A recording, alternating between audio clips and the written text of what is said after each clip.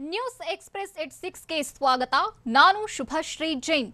ಕರುನಾಡಲ್ಲಿ ಒಂದ್ ಕಡೆ ಕೊರೋನಾ, ಮತ್ತೊಂದ್ ಕಡೆ ಕರಿ ಹೆಮ್ಮಾರಿ ರಣಕೇಕೆ. ಟಾಸ್ಕ್ ಫೋರ್ಸ್ ಸಭೆಯಲ್ಲಿ ಬ್ಲಾಕ್ ಫಂಗಸ್ ಬಗ್ಗೆ ಚರ್ಚಿಸಿದ್ದು ಏನು? ಸಚಿವ ಸುಧಾಕರ್ ತವರು ಜಿಲ್ಲೆಯಲ್ಲೇ ನಡೀತಿದ್ಯಾ ಬೆಡ್ ಬ್ಲಾಕಿಂಗ್? ಕರುನಾಡ ಕರಾವಳಿಯಲ್ಲಿ ತಲ್ಲಣ ಸೃಷ್ಟಿಸಿದ್ದೇಗೆ ತೌಕ್ತೆ ಸೈಕ್ಲೋನ್? ಇದೆಲ್ಲವನ್ನು ನೋಡೋಣ. ಕರುನಾಡಿಗೆ ಒಂದಾದ ಮೇಲೊಂದರಂತೆ ಕಂಟಕ ಕಾಡ್ತಿರೋದು ಹೇಗೆ? ರಾಜ್ಯದಲ್ಲಿ ಬ್ಲಾಕ್ ಫಂಗಸ್ನಿಂದ ಮೃತಪಟ್ಟವರು ಎಷ್ಟು? ಬೆಂಗಳೂರಲ್ಲೂ ಮಹಿಳೆಯನ್ನ ಬಲಿ ಪಡಿತ ಕಪ್ಪು ಶೀಲೀಂದ್ರ. ನೋಡೋಣ ಕರಿ ಹೆಮ್ಮಾರಿ ನ್ಯೂಸ್ ಎಕ್ಸ್‌ಪ್ರೆಸ್‌ನಲ್ಲಿ. ಕರುನಾಡಿಗೆ ಒಂದಾದ ಮೇಲೊಂದರಂತೆ ಕಂಟಕ ಕಾಡ್ತಿದೆ. ಒಂದ್ ಕಡೆ ಕೊರೋನಾ ಮಾರಿ ಅಟ್ಟಹಾಸ ಮೆರೆಯುತ್ತಿದ್ರೆ, ಮತ್ತೊಂದ್ ಕಡೆ ಕರಿ ಹೆಮ್ಮಾರಿ ಕೇಕೆ ಹಾಕ್ತಿದೆ. ರಾಜ್ಯದಲ್ಲೂ ಡೆಡ್ಲಿ ಬ್ಲಾಕ್ ಫಂಗಸ್ ಬೇಟೆ ಆರಂಭಿಸಿದ್ದು ಬಲಿ ಪಡೆಯುತ್ತಿದೆ. ಕೊರೋನಾ ಕ್ರೌರ್ಯದ ಭಯಾನಕ ಬ್ಲಾಕ್ ಫಂಗಸ್ ಅಟ್ಟಹಾಸ ಮೆರೆಯುತ್ತಿದ್ದು ಹಲವರು ಉಸಿರು ನಿಲ್ಲಿಸುತ್ತಿದ್ದಾರೆ. ದೇಶದ ಹಲವೆಡೆ ಬಲಿ ಪಡೆಯುತ್ತಿರೋ ಬ್ಲಾಕ್ ಫಂಗಸ್ ರಾಜ್ಯದಲ್ಲೂ ಬೇಟೆ ಆರಂಭಿಸಿರೋ ಆತಂಕ ಕಾಡ್ತಿದೆ. ರಾಜ್ಯದಲ್ಲಿ ಬ್ಲಾಕ್ ಫಂಗಸ್ಗೆ ಮೊದಲ ಬಲಿಯಾಗಿರೋ ಭೀತಿ ಶುರುವಾಗಿದೆ. ಬ್ಲಾಕ್ ಫಂಗಸ್ನಿಂದ ಕಲಬುರಗಿಯ ಅಶೋಕನಗರ ಠಾಣೆಯ ಹೆಡ್ ಕಾನ್ಸ್ಟೇಬಲ್ ಮೃತಪಟ್ಟಿರೋ ಅನುಮಾನ ವ್ಯಕ್ತವಾಗಿದೆ. ಕೊರೋನಾದಿಂದ ಗುಣಮುಖರಾಗಿದ್ದ ಹೆಡ್ ಕಾನ್ಸ್ಟೇಬಲ್ಗೆ ಚೇತರಿಕೆ ಬಳಿಕ ಕಣ್ಣು ಕಾಣಿಸ್ತಿರಲಿಲ್ಲ. ಮಧುಮೇಹ ಹೆಚ್ಚಾಗಿತ್ತು. ಹೀಗಾಗಿ ಹೆಡ್ ಕಾನ್ಸ್ಟೇಬಲ್ ಸಾವಿನಿಂದ ಬ್ಲಾಕ್ ಫಂಗಸ್ ಭೀತಿ ಹೆಚ್ಚಾಗಿದೆ. ರಾಜ್ಯ ರಾಜಧಾನಿಗೆ ಬ್ಲಾಕ್ ಫಂಗಸ್ ಕಂಟಕವಾಗ್ತಿದ್ದು, ಕೊರೋನಾ ಸೋಂಕಿತ ಮಹಿಳೆಯನ್ನ ಕಪ್ಪು ಶೀಲೀಂದ್ರ ಕಾಡಿದೆ. ಒಂದೇ ದಿನದಲ್ಲಿ ಮನೆಯನ್ನ ಸೂತಕದ ಮನೆ ಮಾಡಿದೆ. 24 ಗಂಟೆಯಲ್ಲಿ ಒಂದೇ ಕುಟುಂಬದ ಇಬ್ಬರು ಮೃತಪಟ್ಟಿದ್ದು, ಮಹಿಳೆಗೆ ಬ್ಲಾಕ್ ಫಂಗಸ್ ಬಂದಿತ್ತು ಅಂತ ಸಂಬಂಧಿಕರು ಹೇಳಿದ್ದಾರೆ. ನಿನ್ನೆ 35 ವರ್ಷದ ಸೋಂಕಿತ ಮಹಿಳೆ ಸಿಂಧುಶ್ರೀ ಮೃತಪಟ್ಟಿದ್ದು, ಇಂದು 54 ವರ್ಷದ ಶ್ರೀನಿವಾಸ್ ಸಾವಿಗೀಡಾಗಿದ್ದಾರೆ. ಮಹಿಳೆ ಸಾವಿನಿಂದ ಬ್ಲಾಕ್ ಫಂಗಸ್ ಬಗ್ಗೆ ಆತಂಕ ಹೆಚ್ಚಾಗಿದೆ.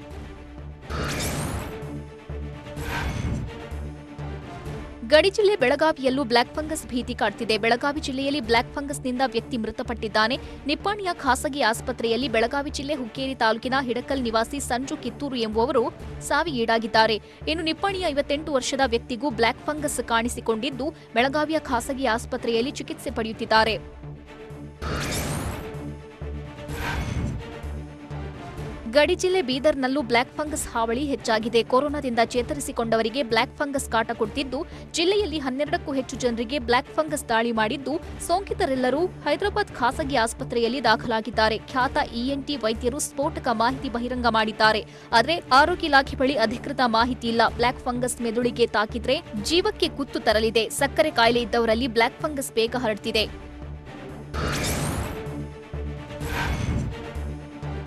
ಕೊರೋನಾ ಜೊತೆ ಮೈಸೂರಿನಲ್ಲಿ ಬ್ಲಾಕ್ ಫಂಗಸ್ ಭಯ ಹೆಚ್ಚಾಗಿದೆ. ಮೈಸೂರಿನಲ್ಲಿ ಇಬ್ಬರಲ್ಲಿ ಬ್ಲಾಕ್ ಫಂಗಸ್ ಕಾಣಿಸಿಕೊಂಡಿದ್ದು ತೀವ್ರ ಆತಂಕ ಮೂಡಿಸಿದೆ. ಕೆಆರ್ ಆಸ್ಪತ್ರೆಯಲ್ಲಿ 14ರಿಂದ 15 ದಿನಗಳವರೆಗೆ ಇದ್ದ ಕೊರೋನಾ ಸೋಂಕಿತನಲ್ಲಿ ಬ್ಲಾಕ್ ಫಂಗಸ್ ಕಾಣಿಸಿಕೊಂಡಿದ್ದು, ವೈದ್ಯರು ತೀವ್ರ ನಿಗಾ ವಹಿಸಿದ್ದಾರೆ. ಈ ಬಗ್ಗೆ ನಿನ್ನೆ ಮಾತನಾಡಿದ ಸಚಿವ ಎಸ್‌ಟಿ ಸೋಮಶೇಖರ್, ಬ್ಲಾಕ್ ಫಂಗಸ್ ಕಾಣಿಸಿಕೊಂಡರೂ ಸಾವು ಸಂಭವಿಸಿಲ್ಲ, ಯಾವುದೇ ಆತಂಕ ಬೇಡ ಅಂತ ಸ್ಪಷ್ಟಪಡಿಸಿದ್ರು. ಬಾಗಲಕೋಟೆಯಲ್ಲಿ ಇಬ್ಬರಿಗೆ ಬ್ಲಾಕ್ ಫಂಗಸ್ ಕಾಣಿಸಿಕೊಂಡಿದೆ. ಕೊರೋನಾದಿಂದ ಗುಣಮುಖರಾದವರಲ್ಲಿ ಬ್ಲಾಕ್ ಫಂಗಸ್ ಪತ್ತೆಯಾಗಿದ್ದು, ಇಬ್ಬರು ಚಿಕಿತ್ಸೆ ಪಡೆಯುತ್ತಿದ್ದಾರೆ. ಒಬ್ಬರಿಗೆ ಬಾಗಲಕೋಟೆಯ ಜಿಲ್ಲಾಸ್ಪತ್ರೆಯಲ್ಲಿ ಚಿಕಿತ್ಸೆ ನೀಡುತ್ತಿದ್ದು, ಮತ್ತೊಬ್ಬರಿಗೆ ಹೊರ ರಾಜ್ಯದ ಆಸ್ಪತ್ರೆಯಲ್ಲಿ ಚಿಕಿತ್ಸೆ ನೀಡಲಾಗುತ್ತಿದೆ. ಕಲಬುರಗಿಯಲ್ಲಿ ಬ್ಲಾಕ್ ಫಂಗಸ್ಗೆ ಹೆಡ್ ಕಾನ್ಸ್ಟೇಬಲ್ ಸಾವಿಗೀಡಾಗಿದ್ದು, ಆರೋಗ್ಯ ಇಲಾಖೆ ಅಧಿಕಾರಿಗಳು ಖಚಿತಪಡಿಸಿಲ್ಲ ಅಂತ ಕಲಬುರಗಿ ಜಿಲ್ಲಾಧಿಕಾರಿ ವಿವಿ ಜ್ಯೋತ್ಸ್ನಾ ಹೇಳಿದ್ದಾರೆ. ಅಕ್ಕಪಕ್ಕದ ಜಿಲ್ಲೆಗಳಲ್ಲಿ ಬ್ಲಾಕ್ ಫಂಗಸ್ ಕೇಸ್ ಪತ್ತೆಯಾಗಿದ್ದು, ನಮ್ಮಲ್ಲಿ ಬ್ಲಾಕ್ ಫಂಗಸ್ ಎದುರಿಸಲು ವೈದ್ಯರ ತಂಡ ಸಿದ್ಧವಾಗಿದೆ ಅಂತ ಜಿಲ್ಲಾಧಿಕಾರಿ ವಿವಿ ಜ್ಯೋತ್ಸ್ನಾ ಹೇಳಿದ್ದಾರೆ.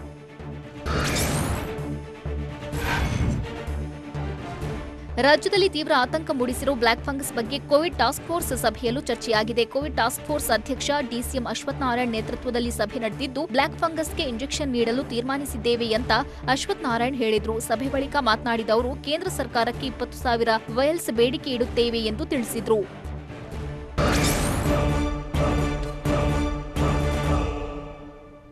ಸುಧಾಕರ್ ತವರಿನಲ್ಲಿ ಬೆಡ್ ಬ್ಲಾಕಿಂಗ್ ನಡೀತಿದ್ಯಾ? ಬೆಂಗಳೂರಿನ ಆಸ್ಟರ್ ಆಸ್ಪತ್ರೆಗೆ ಚಿಕ್ಕಬಳ್ಳಾಪುರ ಜಿಲ್ಲಾಡಳಿತ ಮಾಡಿರೋ ಆದೇಶವೇನು?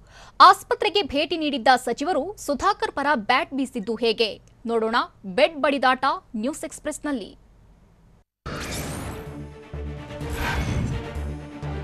ರಾಜ್ಯದಲ್ಲಿ ದಿನೇ ದಿನೇ ಕೊರೋನಾ ಅಟ್ಟಹಾಸ ಮೆರೆತಿದೆ. ಇದರ ಮಧ್ಯೆ ಆರೋಗ್ಯ ಸಚಿವರ ಜಿಲ್ಲೆಯಲ್ಲೇ ಬೆಡ್ ಬ್ಲಾಕಿಂಗ್ ನಡೀತಿದ್ಯಾ ಅನ್ನೋ ಅನುಮಾನ ಇದೀಗ ಶುರುವಾಗಿದೆ. ಆರೋಗ್ಯ ಸಚಿವ ಡಾಕ್ಟರ್ ಕೆ ಸುಧಾಕರ್ ಕ್ಷೇತ್ರದಲ್ಲೇ ಬೆಡ್ ಬ್ಲಾಕಿಂಗ್ ಜಾಲ ಸದ್ದು ಮಾಡಿದೆ. ಸಚಿವ ಸುಧಾಕರ್ ತಾರತಮ್ಯಕ್ಕೆ ಬಿಜೆಪಿಯಲ್ಲೇ ಆಕ್ರೋಶ ಭುಗಿಲೆದ್ದಿದ್ದು, ನಿಯಮಗಳನ್ನ ಮೀರಿ ಬೆಡ್ ಬ್ಲಾಕ್ ಮಾಡಲಾಗ್ತಿದ್ಯಾ ಅನ್ನೋ ಪ್ರಶ್ನೆ ಕಾಡಿದೆ.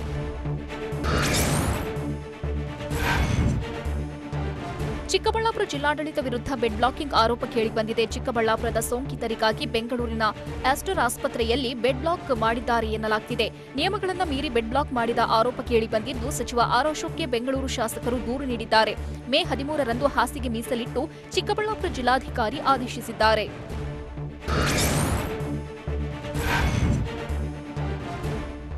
ಚಿಕ್ಕಬಳ್ಳಾಪುರ ರೋಗಿಗಳಿಗಾಗಿ ಬೆಂಗಳೂರಿನ ಆಸ್ಟರ್ ಆಸ್ಪತ್ರೆಗೆ ನೋಡಲ್ ಅಧಿಕಾರಿ ನೇಮಕ ಮಾಡಲಾಗಿದೆ. ಆಸ್ಟರ್ ಆಸ್ಪತ್ರೆಯಲ್ಲಿ ತುರ್ತಾಗಿ ರೋಗಿಗೆ ಬೆಡ್ ಕೊಡಿಸುವುದು, ರೋಗಿಯ ಆರೋಗ್ಯದ ಸ್ಥಿತಿ ಬಗ್ಗೆ ಡಿಎಚ್ಒಗೆ ಮಾಹಿತಿ ನೀಡುವುದು, ರೋಗಿಗೆ ಸಮಸ್ಯೆ ಆಗದಂತೆ ನೋಡಿಕೊಳ್ಳುವುದು ಅಧಿಕಾರಿಯ ಜವಾಬ್ದಾರಿಯಾಗಿದೆ. ನೋಡಲ್ ಅಧಿಕಾರಿಯಾಗಿ ಮಂಜುನಾಥ್ ತವಣೆಯನ್ನ ಚಿಕ್ಕಬಳ್ಳಾಪುರ ಜಿಲ್ಲಾಧಿಕಾರಿ ಆರ್ ಲತಾ ನೇಮಿಸಿದ್ದಾರೆ.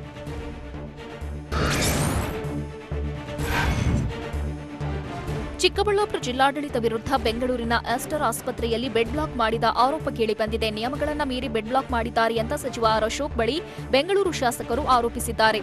ಬೆಂಗಳೂರಿನ ಹಜ್ ಭವನ ಉದ್ಘಾಟನೆ ವೇಳೆ ಅಶೋಕ್ ಬಳಿ ಶಾಸಕರಾದ ಎಸ್ಆರ್ ವಿಶ್ವನಾಥ್, ಕೃಷ್ಣ ಭೈರೇಗೌಡ ಅಸಮಾಧಾನ ವ್ಯಕ್ತಪಡಿಸಿದ್ದಾರೆ. ರೋಗಿಗಳಿಗೆ ಆದ್ಯತೆ ನೀಡದೆ ಜಿಲ್ಲೆಗೆ ಆದ್ಯತೆ ನೀಡಲಾಗಿದೆ ಅಂತ ಆರೋಪಿಸಲಾಗಿದೆ.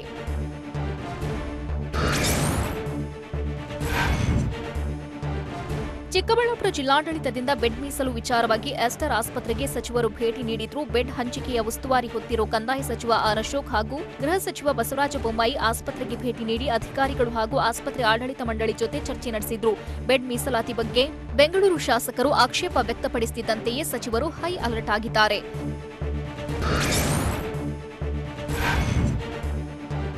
ಚಿಕ್ಕಬಳ್ಳಾಪುರ ಜಿಲ್ಲೆಯ ಜನತೆಗೆ ಆಸ್ಟರ್ ಆಸ್ಪತ್ರೆಯಲ್ಲಿ 50% ಬೆಡ್ ಮೀಸಲು ಆರೋಪ ಕೇಳಿಬಂದಿದೆ. ಚಿಕ್ಕಬಳ್ಳಾಪುರ ಜನತೆ ಜತೆಗೆ ಬೆಂಗಳೂರಿನವರಿಗೂ ಬೆಡ್ ನೀಡುವಂತೆ ಸೂಚಿಸಿದ್ದಾರೆ ಅಂತ ಆಸ್ಟರ್ ಆಸ್ಪತ್ರೆಯ ಬಳಿ ಸಚಿವ ಆರ್ ಅಶೋಕ್ ಹೇಳಿದ್ರು. ಆಸ್ಟರ್ ಆಸ್ಪತ್ರೆಯ ಬೆಡ್ ಶೇರಿಂಗ್ ಮಾಡಲು ಸೂಚನೆ ನೀಡಲಾಗಿದೆ. ರೋಗಿಗಳ ವಿಚಾರದಲ್ಲಿ ತಾರತಮ್ಯ ಮಾಡಬಾರದು ಅಂತ ಕಂದಾಯ ಸಚಿವ ಅಶೋಕ್ ಹೇಳಿದ್ರು.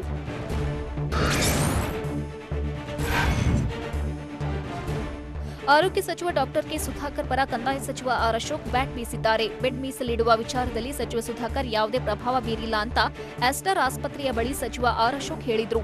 ಈ ವಿಚಾರ ಬಗ್ಗೆ ವಿಶ್ವನಾಥ್ ಹಾಗೂ ಕೃಷ್ಣ ಭೈರೇಗೌಡ ನನ್ನ ಗಮನಕ್ಕೆ ತಂದಿದ್ದಾರೆ. ನಾನು ಸಿಎಸ್ ಹಾಗೂ ಸುಧಾಕರ್ ಜೊತೆಗೆ ಕೂಡ ಮಾತನಾಡಿದ್ದೇನೆ ಎಂದು ಅಶೋಕ್ ತಿಳಿಸಿದ್ರು.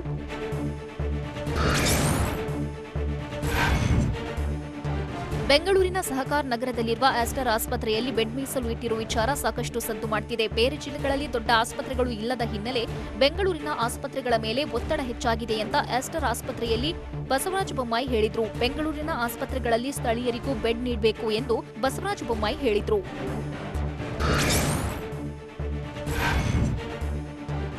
ಬೆಡ್ಗಳಿಗಾಗಿ ಜನರು ವಿಧಾನಸೌಧದತ್ತ ಬರ್ತಿದ್ದಾರೆ. ಉದ್ಯಮಿಗಳು ಆತ್ಮಹತ್ಯೆ ಮಾಡಿಕೊಳ್ಳುವ ಕಠಿಣ ಸ್ಥಿತಿ ಇದೆ ಅಂತ ಬೆಂಗಳೂರಿನಲ್ಲಿ ಎಐಸಿಸಿ ವಕ್ತಾರ ಬ್ರಿಜೇಶ್ ಕಾಳಪ್ಪ ಹೇಳಿದ್ರು. ನಮ್ಮ ಜೀವನದಲ್ಲಿ ಕಂಡು ಕೇಳರಿಯದ ಘಟನೆ ನಡೆದಿದೆ. ಎಚ್ಚರಿಕೆ ಕೊಡುವ ಸಕಲ ಅಧಿಕಾರ ಹೈಕೋರ್ಟ್ಗೆ ಇದೆ. ಯಾವ ಸಿಎಂ ಹಾಗೂ ಮಂತ್ರಿ ಸರ್ವಾಧಿಕಾರಿ ಅಲ್ಲ. ರಾಜ್ಯದ ನೆರವಿಗೆ ಹೈಕೋರ್ಟ್ನ ಜಡ್ಜ್ ಬಂದಿದ್ದಾರೆ ಅಂತ ಬೆಂಗಳೂರಿನಲ್ಲಿ ಎಐಸಿಸಿ ವಕ್ತಾರ ಬ್ರಿಜೇಶ್ ಕಾಳಪ್ಪ ಹೇಳಿದ್ರು.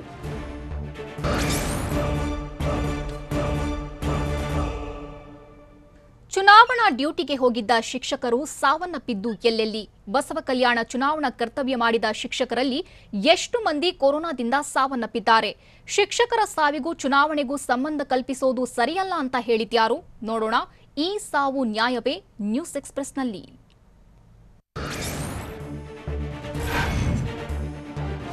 ಕೊರೋನಾ ಆರ್ಭಟದ ಜೊತೆ ರಾಜ್ಯದ ಉಪಚುನಾವಣೆಗಳು ಶಿಕ್ಷಕರ ಬದುಕಿನ ಜೊತೆ ಚೆಲ್ಲಾಟವಾಡಿರೋ ಆತಂಕ ಕಾಡ್ತಾ ಇದೆ.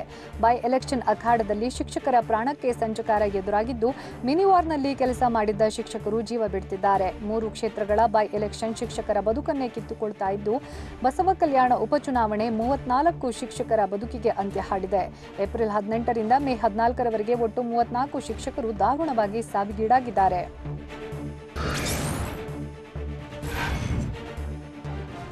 ಶಿಕ್ಷಕರ ಪಾಲಿಗೆ ಬಸವ ಕಲ್ಯಾಣ ಬೈ ಎಲೆಕ್ಷನ್ ಕಂಟಕವಾಗಿದೆ. ಬಸವ ಕಲ್ಯಾಣ ಬೈ ಎಲೆಕ್ಷನ್ ಡ್ಯೂಟಿಗೆ ಹೋದವರಿಗೆ ಕೊರೋನಾ ವೈರಸ್ ವಕ್ಕರಿಸಿದ್ದು, ಕೊರೋನಾದಿಂದ ಶಿಕ್ಷಕರು ನರಳಿ ಜೀವ ಬಿಟ್ಟಿದ್ದಾರೆ. ಬಸವ ಕಲ್ಯಾಣ ಬೈ ಎಲೆಕ್ಷನ್ ಡ್ಯೂಟಿಗೆ 1434 ಜನ ಹೋಗಿದ್ದು, 44 ಮಂದಿಗೆ ಕೊರೋನಾ ದೃಢಪಟ್ಟಿದೆ.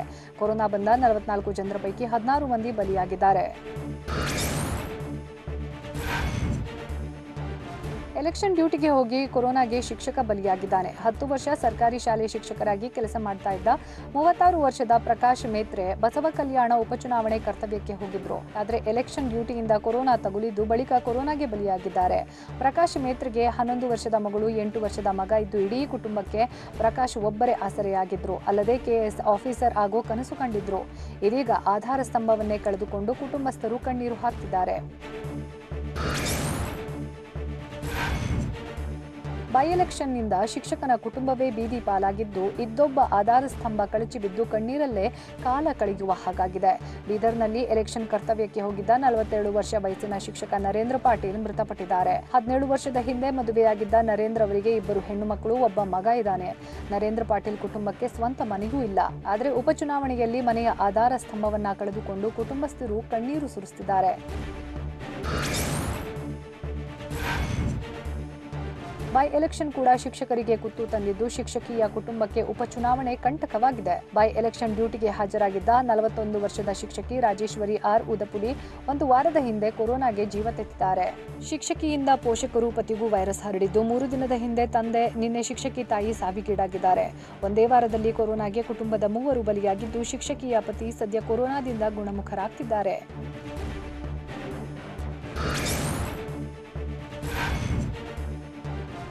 ಎಲೆಕ್ಷನ್ ಡ್ಯೂಟಿಗೆ ಹೋಗಿದ್ದ ಬೆಳಗಾವಿ ಉಪತಹಶೀಲ್ದಾರ್ ಸೋಂಕಿಗೆ ಬಲಿಯಾಗಿದ್ದಾನೆ. ಬೆಳಗಾವಿ ಬೈ ಎಲೆಕ್ಷನ್ನಲ್ಲಿ ಕರ್ತವ್ಯ ನಿರ್ವಹಿಸಿದ್ದ ಬೆಳಗಾವಿಯ ಯಮುನಾಪುರ ನಿವಾಸಿ ವಿಜಯಶ್ರೀ ನಾಗನೂರೆ ಮೃತಪಟ್ಟಿದ್ದಾರೆ. ಮೇ 2ರಂದು ಬೆಳಗಾವಿ ಬೈ ಎಲೆಕ್ಷನ್ ರಿಸಲ್ಟ್ ದಿನ ವಿಜಯಶ್ರೀ ಕರ್ತವ್ಯ ನಿರ್ವಹಿಸಿದ್ದು, ಮೇ 3ರಂದು ಕೊರೋನಾ ದೃಢಪಟ್ಟಿತ್ತು. 12 ದಿನದಿಂದ ಖಾಸಗಿ ಆಸ್ಪತ್ರೆಯಲ್ಲಿ ಚಿಕಿತ್ಸೆ ಪಡಿತಾ ಇದ್ದವರು ಇಂದು ಬೆಳಗಿನ ಜಾವ ಕೊನೆಯುಸಿರೆಳೆದಿದ್ದಾರೆ.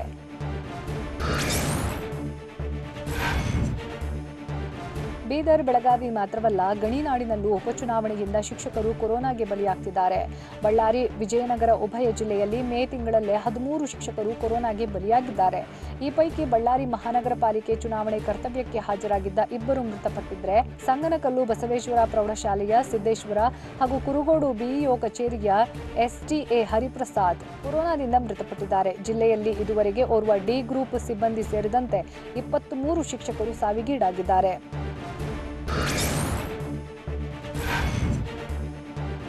ಬೈ ಎಲೆಕ್ಷನ್ನಲ್ಲಿ ಕೆಲಸ ಮಾಡಿದ್ದ ಶಿಕ್ಷಕರು ಮೃತಪಟ್ಟಿದ್ದಕ್ಕೂ ಚುನಾವಣೆಗೂ ಟ್ಯಾಲಿ ಮಾಡೋಕೆ ಆಗೋದಿಲ್ಲ ಅಂತ ಕೃಷಿ ಸಚಿವ ಉಡಾಫೆ ಮಾತುಗಳನ್ನಾಡಿದ್ದಾರೆ.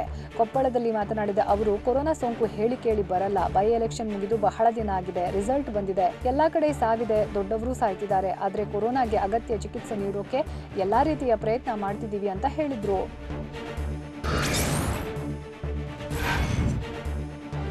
ಇವತ್ತಿನ ಸಾವುಗಳಿಗೆ ನಮ್ಮ ಸ್ವಯಂಕೃತ ಅಪರಾಧವೇ ಕಾರಣ ಅಂತ ಕೆಪಿಸಿಸಿ ಅಧ್ಯಕ್ಷ ಡಿಕೆಶಿ ಹೇಳಿದ್ದಾರೆ.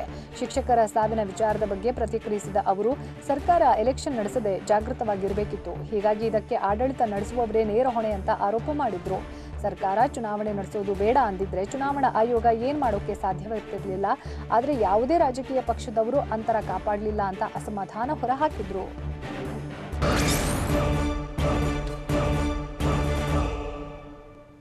ಟಾಸ್ಕ್ ಫೋರ್ಸ್ನ ಸುದೀರ್ಘ ಸಭೆಯಲ್ಲಿ ಏನೆಲ್ಲ ಚರ್ಚಿಸಿದ್ರು?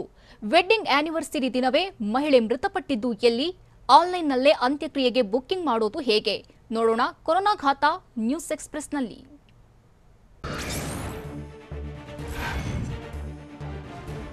ಬೆಂಗಳೂರಿನಲ್ಲಿ ಟಾಸ್ಕ್ ಫೋರ್ಸ್ ಸುದೀರ್ಘ ಸಭೆ ನಡೆಸಿದ್ದು, ಗ್ರಾಮೀಣ ಭಾಗದಲ್ಲಿ ಕೊರೋನಾ ಹೆಚ್ಚಾಗದಂತೆ ತಡೆಯುವ ಬಗ್ಗೆ ಚರ್ಚಿಸಿದ್ದಾರೆ. ಕೊರೋನಾ ಸೋಂಕಿತರಿಗೆ ಮನೆಯಲ್ಲಿ ಚಿಕಿತ್ಸೆ ನೀಡುವ ಬದಲಿಗೆ ಕೋವಿಡ್ ಕೇರ್ ಸೆಂಟರ್ಗಳಲ್ಲಿ ಚಿಕಿತ್ಸೆ ನೀಡಬೇಕು. ಅಗತ್ಯವಿದ್ದರೆ ಮಾತ್ರ ಆಸ್ಪತ್ರೆಗೆ ದಾಖಲು ಮಾಡಬೇಕು ಅಂತ ತೀರ್ಮಾನ ಕೈಗೊಳ್ಳಲಾಗಿದೆ. ಗ್ರಾಮಗಳಲ್ಲಿ ಹೋಮ್ ಐಸೋಲೇಷನ್ ತೆಗೆಯುವ ಬಗ್ಗೆ ಚರ್ಚೆ ನಡೆಸಿದ್ದು, ಜಿಲ್ಲಾ ಮತ್ತು ತಾಲೂಕು ಆಸ್ಪತ್ರೆಗಳಲ್ಲಿ ರೆಮಿಡಿಸಿವಿರ್, ಆಕ್ಸಿಜನ್ ಕೊರತೆಯಾಗದಂತೆ ನೋಡಿಕೊಳ್ಳುವುದರ ಬಗ್ಗೆ ಮಾತುಕತೆ ನಡೆಸಿದರು.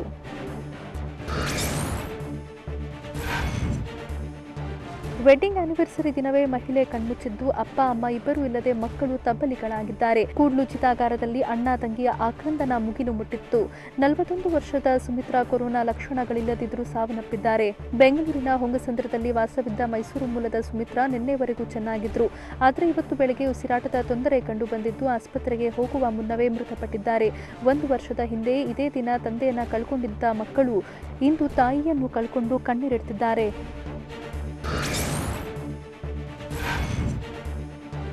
ಬೆಂಗಳೂರಿನಲ್ಲಿ ವೆಂಟಿಲೇಟರ್ ಬೆಡ್ ಸಿಗದೆ ಪರದಾಡುತ್ತಿದ್ದ ವೃದ್ಧೆ ಮೃತಪಟ್ಟಿದ್ದಾರೆ. ವೆಂಟಿಲೇಟರ್ ಬೆಡ್ ಸಿಗದೆ ಕಳೆದ 3 ದಿನಗಳಿಂದ ಸೋಂಕಿತ ವೃದ್ಧೆ ಸಂಕಷ್ಟ ಅನುಭವಿಸಿದ್ದು, ಕೊನೆಗೆ ವೃದ್ಧೆಯನ್ನ ಖಾಸಗಿ ಆಸ್ಪತ್ರೆಗೆ ದಾಖಲಿಸಿದ್ದ ಮೊಮ್ಮಕ್ಕಳು ಅಲ್ಲಿಯೂ ವೆಂಟಿಲೇಟರ್ ಬೆಡ್ ಇಲ್ಲದೆ ಆಸ್ಪತ್ರೆಯಿಂದ ವಾಪಸ್ಸಾಗಿದ್ರು. ಇನ್ನು ಇಂದು ಬಿಬಿಎಂಪಿಯಿಂದ ರಾಮಯ್ಯ ಹಾಸ್ಪಿಟಲ್ನಲ್ಲಿ ನಾರ್ಮಲ್ ಆಕ್ಸಿಜನ್ ಬೆಡ್ ಮಾತ್ರ ಸಿಕ್ಕಿದ್ದು, ಚಿಕಿತ್ಸೆ ಫಲಕಾರಿಯಾಗದೆ ಸಾವನ್ನಪ್ಪಿದ್ದಾರೆ.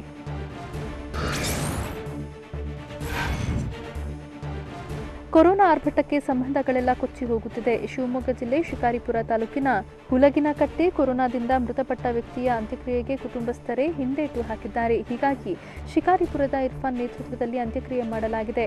6 ಜನ ಸ್ವಯಂ ಸೇವಕರ ತಂಡ ಹಿಂದೂ ಸಂಪ್ರದಾಯದಂತೆ ಗ್ರಾಮದ ಹೊರವಲಯದಲ್ಲಿ ಅಂತ್ಯಕ್ರಿಯೆ ನೆರವೇರಿಸಿದ್ದಾರೆ.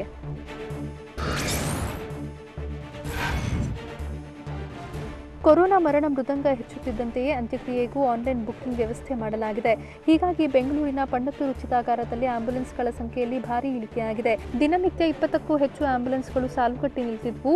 ಆದರೆ ಆನ್ಲೈನ್ ವ್ಯವಸ್ಥೆ ಮಾಡಿರೋದ್ರಿಂದ ಸಂಪೂರ್ಣ ಇಳಿಕೆಯಾಗಿದೆ. ಆದರೆ ಚಿತಾಗಾರದಲ್ಲಿ ಒಂದು ಯಂತ್ರ ಕೈಕೊಟ್ಟಿದ್ದು, ಒಂದೇ ಯಂತ್ರದಲ್ಲಿ ಮೃತದೇಹವನ್ನು ಸಿಬ್ಬಂದಿ ಸುಡುತ್ತಿದ್ದಾರೆ.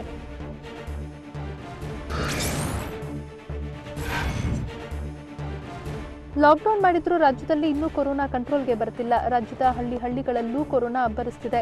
ಹೀಗಾಗಿ ರಾಜ್ಯದಲ್ಲಿ ಇನ್ನೂ 1 ವಾರ ಲಾಕ್ಡೌನ್ ವಿಸ್ತರಿಸಬೇಕು ಅಂತ ಸಚಿವ ಬಿಸಿ ಪಾಟೀಲ್ ಹೇಳಿದ್ದು, ಈ ಬಗ್ಗೆ ಸಿಎಂ ಗಮನಕ್ಕೆ ತರ್ತೇವೆ ಅಂತ ಹೇಳಿದರು.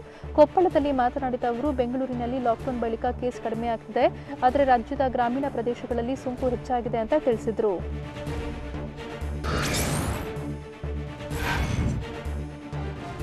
ಬಿಜೆಪಿ ಸಂಸದರ ವಿರುದ್ಧ ಎಐಸಿಸಿ ವಕ್ತಾರ ಬ್ರಿಜೇಶ್ ಕಾಳಪ್ಪ ವಾಗ್ದಾಳಿ ನಡೆಸಿದ್ದಾರೆ.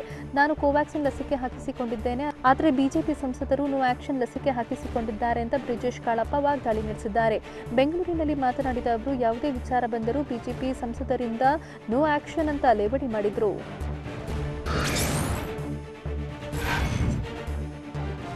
ಲಸಿಕೆ ಉತ್ಪಾದನೆಯಾಗದಿದ್ದರೆ ನಾವು ನೇಣು ಹಾಕಿಕೊಳ್ಳಬೇಕಾ ಅನ್ನೋ ಡಿವಿಎಸ್ ಹೇಳಿಕೆಗೆ ಬ್ರಿಜೇಶ್ ಕಾಳಪ್ಪ ತಿರುಗೇಟು ನೀಡಿದ್ದು, ನೀವು ನೇಣು ಹಾಕಿಕೊಳ್ಳಬೇಡಿ, ರಾಜೀನಾಮೆ ಕೊಟ್ಟು ಹೋಗಿ ಅಂತ ಹೇಳಿದ್ದಾರೆ. ಅಮಿತ್ ಶಾ ಪಕ್ಷಕ್ಕಾಗಿ ಹೋರಾಡಿ ಎಂದು ಹೇಳಿದ್ದಾರೆ ಅಂತ ಬಿಜೆಪಿ ಸಂಸದ ಪ್ರತಾಪ್ ಸಿಂಹ ಹೇಳಿದ್ದಾರೆ. ಹಾಗಾದ್ರೆ ಇವರು ಜನರಿಗಾಗಿ ಹೋರಾಟ ಮಾಡೋದಿಲ್ವಾ? ಜನ ಎಲ್ಲ ಸತ್ತು ಹೋಗಿ ನಿಮ್ಮ ಪಕ್ಷ ಉಳಿದರೆ ಸಾಕ ಅಂತ ಪ್ರಶ್ನಿಸಿದ್ರು. ಇನ್ನು ಸಿಟಿ ರವಿ ಹೇಳಿಕೆ ಬಗ್ಗೆ ಪ್ರತಿಕ್ರಿಯಿಸಿದ ಅವರು, ಜಡ್ಜ್ಗಳು ಸರ್ವಜ್ಞರು ಅಲ್ವೋ ನನಗೆ ಗೊತ್ತಿಲ್ಲ, ಆದರೆ ಸಿಟಿ ರವಿಗಿಂತ ನ್ಯಾಯಾಧೀಶರು ಬುದ್ಧಿವಂತರಾಗಿದ್ದು, ಸಿಟಿ ರವಿ ನ್ಯಾಯಮೂರ್ತಿಗಳ ಪಾದದ ಧೂಳಿಗೂ ಸಮವಲ್ಲ ಅಂತ ವಾಗ್ದಾಳಿ ನಡೆಸಿದ್ರು.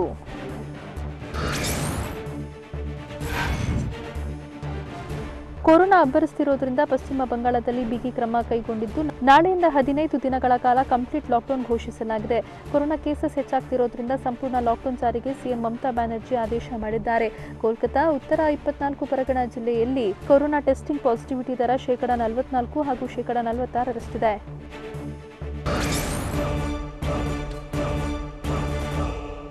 ಕಾಂಗ್ರೆಸ್ನವರು ಕೊರೋನಾ ಸಂಕಷ್ಟದ ವೇಳೆ ಬೆಂಕಿ ಕಾಯಿಸಿಕೊಳ್ಳುವ ಕೆಲಸ ಮಾಡ್ತಿದ್ದಾರೆ ಅಂತ ಆರೋಪಿಸಿದ್ದು ಯಾರು? ಕರಾವಳಿಯಲ್ಲಿ ತೌಕ್ತೆ ಚಂಡಮಾರುತದ ಅಬ್ಬರ ಹೇಗಿದೆ? ಸ್ಮಶಾನವೇ ಸಮುದ್ರದ ಪಾಲಾಗಿದ್ದೇಗೆ? ಇಂತಹ ಮತ್ತಷ್ಟು ಸುದ್ದಿಗಳನ್ನ ನೋಡೋಣ ಕರ್ನಾಟಕ ನ್ಯೂಸ್ ಎಕ್ಸ್‌ಪ್ರೆಸ್‌ನಲ್ಲಿ.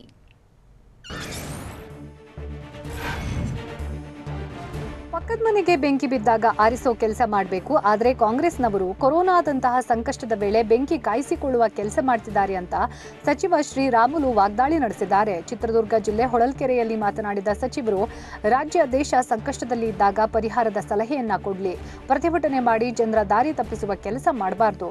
ಜಿಲ್ಲೆಯಲ್ಲಿ ರೆಮ್ಡೆಸಿವಿರ್ ಆಕ್ಸಿಜನ್ ಬೆಡ್ ಕೊರತೆ ಆಗದಂತೆ ಕ್ರಮ ಕೈಗೊಳ್ಳಲಾಗುತ್ತೆ ಅಂತ ಹೇಳಿದ್ರು.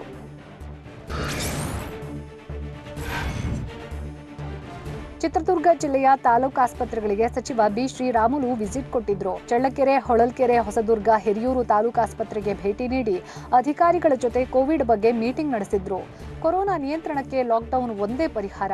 ತಜ್ಞರಿಂದ ಮಾಹಿತಿ ಪಡೆದು ಲಾಕ್ಡೌನ್ ಮುಂದುವರಿಕೆ ಸಿಎಂ ಕ್ರಮ ತೆಗೆದುಕೊಳ್ತಾರೆ ಎಂದರು.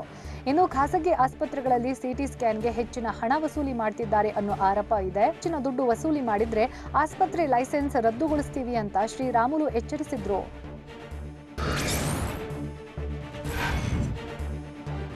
ಹಾಸನ ಜಿಲ್ಲೆ ಅರಸೀಕೆರೆ ತಾಲೂಕು ಆಸ್ಪತ್ರೆಗೆ ನಟ ಡಾಲಿ ಧನಂಜಯ್ ಭೇಟಿ ನೀಡಿದ್ರು.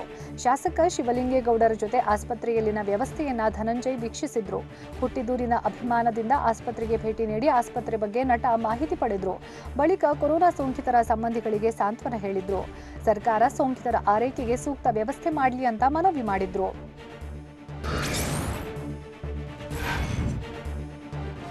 ಚಿತ್ರದುರ್ಗದಲ್ಲಿ ಇರುವ ಕೋವಿಡ್ ಆಸ್ಪತ್ರೆ ಅವ್ಯವಸ್ಥೆಯನ್ನ ಸೋಂಕಿತ ವಕೀಲನೊಬ್ಬ ವಿಡಿಯೋ ಮಾಡಿ ಬಯಲು ಮಾಡಿದ್ದಾನೆ. ಆಸ್ಪತ್ರೆಯಲ್ಲಿ 3 ಸಾವಿಗೀಡಾಗಿದ್ರು ಬೇರೆ ರೋಗಿಗಳನ್ನ ಬೇರೆಡೆ ಶಿಫ್ಟ್ ಮಾಡದೆ ಆಸ್ಪತ್ರೆ ಸಿಬ್ಬಂದಿ ನಿರ್ಲಕ್ಷ್ಯ ವಹಿಸಿದ್ದಾರೆ ಅಂತ ವಕೀಲ ಹನುಮಂತರಾಜು ಎಂಬಾತ ವಿಡಿಯೋ ಮಾಡಿದ್ದಾನೆ.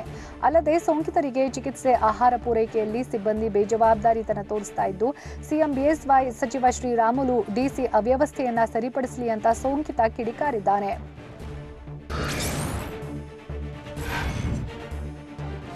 ಕಲಬುರಗಿಯಲ್ಲಿ ಕೊರೋನಾ ಸೋಂಕಿಗೆ ಎಎಸ್ಐ ಒಬ್ಬರು ಬಲಿಯಾಗಿದ್ದಾರೆ. ಮೇ 10ರಂದು ಎಎಸ್ಐ ಮಲ್ಲಿಕಾರ್ಜುನ ಪಂಚಕಟ್ಟಿ ಸೋಂಕಿರೋದು ದೃಢಪಟ್ಟಿತ್ತು. ಬಳಿಕ ಆಸ್ಪತ್ರೆಗೂ ದಾಖಲಿಸಿ ಚಿಕಿತ್ಸೆ ಕೊಡಿಸಲಾಗ್ತಾ ಇತ್ತು. ಆದರೆ ಚಿಕಿತ್ಸೆ ಫಲಿಸದೆ ಖಾಸಗಿ ಆಸ್ಪತ್ರೆಯಲ್ಲಿ ಮೃತಪಟ್ಟಿದ್ದಾರೆ. ಇನ್ನು ಜಿಲ್ಲೆಯಲ್ಲಿ ಕಳೆದ 15 ದಿನದಲ್ಲಿ ಕೋವಿಡ್ಗೆ 3 ಪೊಲೀಸರು ಅಸುನೀಗಿದ್ದು ಅದರಲ್ಲಿ 2 ಎಎಸ್ಐ, ಓರ್ವ ಹೆಡ್ ಕಾನ್ಸ್ಟೇಬಲ್ ಸೇರಿದ್ದಾನೆ.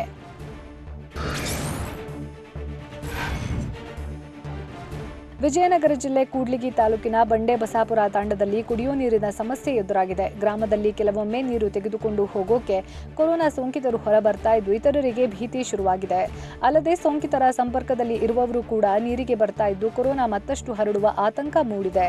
ಕಳೆದ 4 ದಿನದಲ್ಲಿ ಗ್ರಾಮದಲ್ಲಿ 44 ಸೋಂಕಿತರು ಪತ್ತೆಯಾಗಿದ್ದು ಕುಡಿಯೋ ನೀರಿನ ಸಮಸ್ಯೆ ಪರಿಹರಿಸುವಂತೆ ಜನ ಒತ್ತಾಯಿಸಿದ್ದಾರೆ.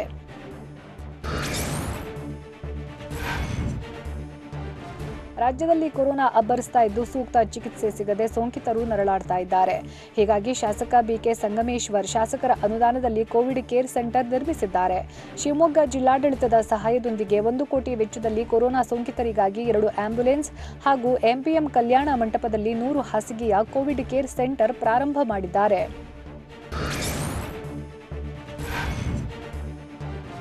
ಮಂಗಳೂರಿನ ಸೋಮೇಶ್ವರ ಕಡಲ ತೀರದಲ್ಲಿ ತೌಕ್ತೆ ಚಂಡಮಾರುತದ ಹೊಡೆತಕ್ಕೆ ಸ್ಮಶಾನವೊಂದು ಸಮುದ್ರದ ಪಾಲಾಗಿದೆ. ಚಂಡಮಾರುತದಿಂದಾಗಿ ಸೋಮೇಶ್ವರ ಕಡಲಲ್ಲಿ ಭಾರೀ ಅಲೆ ಅಬ್ಬರಿಸ್ತಾ ಇದ್ದು ದಡಕ್ಕೆ ಭಾರೀ ಗಾತ್ರದ ರಕ್ಕಸ ಅಲೆಗಳು ಅಪ್ಪಳಿಸ್ತಾ ಇವೆ. ಇದರಿಂದಾಗಿ ಹಿಂದೂ ರುದ್ರಭೂಮಿ ಸಮುದ್ರದ ಪಾಲಾಗಿದೆ. ನಿನ್ನೆ ಅಲೆಗಳ ಅಬ್ಬರಕ್ಕೆ ಸ್ಮಶಾನದ ತಡೆಗೋಡೆ ಕುಸಿದು ಬಿದ್ದಿತ್ತು.